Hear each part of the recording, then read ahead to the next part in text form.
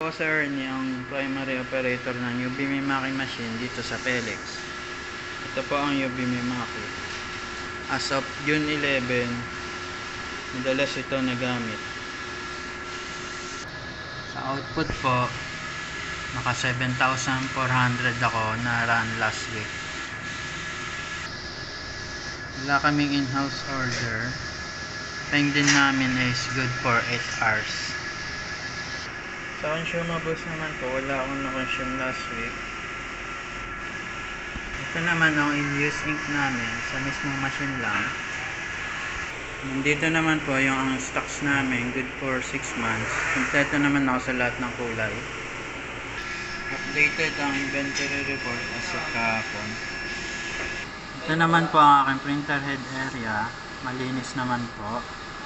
Ito naman po yung cupping. Tuyo naman po.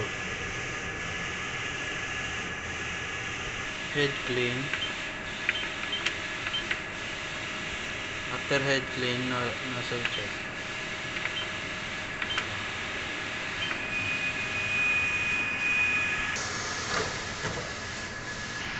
Nozzle check, good naman po. Sa PC naman po, good condition naman po.